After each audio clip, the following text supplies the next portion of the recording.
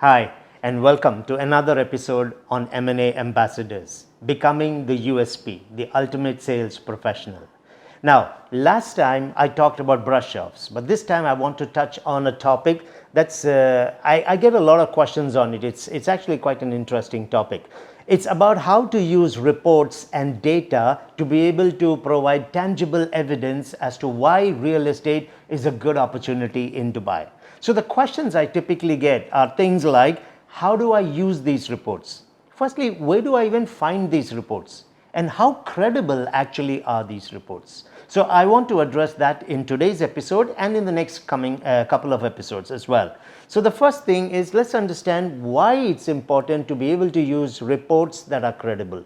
You see, a lot of times clients will operate on hearsay, things that they have heard from others, opinions that they have picked up. They'll form their own perceptions. Now, opinions and perceptions usually are quite subjective and they're not built on fact. Now, if you are going to answer these using your own experiences or your perceptions and opinions, they will always challenge that with you. So what you need to do is to use data that is credible so that they would not be able to counter it, especially since their responses are not built on fact, it's just built on perception. So there are 4 advantages actually to using good credible reports. The first is that when you use reports, the data is factual. It actually engages the left brain of the client because it is the left brain that analyzes and accepts data. And 90% of the investors actually are left brain dominant. So it makes good sense for you to use reports because the information will be accepted rather than questioned. The second reason is it makes you appear relevant and in touch with what's happening in the market. You can be seen as a trusted advisor because you've got relevant information that you can fall back on. The third benefit of using the reports and data, there is tangible evidence that you can share with them. Most of the good reports that I would like to suggest to you come in very nicely laid out PDF formats. They're all free to download and you can use these with your clients and they will actually appreciate the kind of information you're sharing. And the fourth reason why you would use these is it's a great trust builder. People actually feel confident in you, and particularly when you come to the objection handling, they are more inclined to accept your answers as being authentic and driven by proof. So some very good reasons to use reports. So what are some reports that you could be looking at? In the coming episodes, I'll go into detail in all of them. So reports like the Knight Frank reports.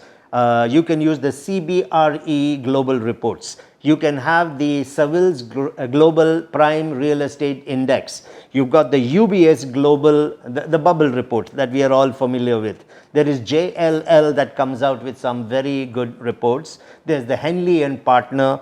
And if you're looking for some good local and regional reports, there's the Property Monitor monthly performance reports. Excellent report to share with your clients. Now let me give you a tip about how to use these reports. Before you share the statistic, always sell the source, that is the report, where the report comes from. Why? When you show the source is credible, the statistics become even more powerful and harder to challenge. So in these coming episodes, I'll actually take you through all of these reports and give you what you can use to make the reports look more credible. Today, as an example, I'll just give you 2 of them. So for example, Knight Frank is one of the most popular agencies in terms of generating real estate reports. They were established in 1896 and they are headquartered in London. They are the world's largest private real estate management agency. They have 523 offices in 60 countries. They've just opened their 6th office in the Middle East, which was in Qatar. So very credible company that actually brings out some real solid data on real estate performances worldwide. So when you sell the source first and then give them the statistic, they're more inclined to believe it. Let's take a look at another one. The UBS Global Real Estate Bubble Index. The UBS is the Union Bank of Switzerland. Now this is a 161-year-old company. They were established in 1862, headquartered in Zurich.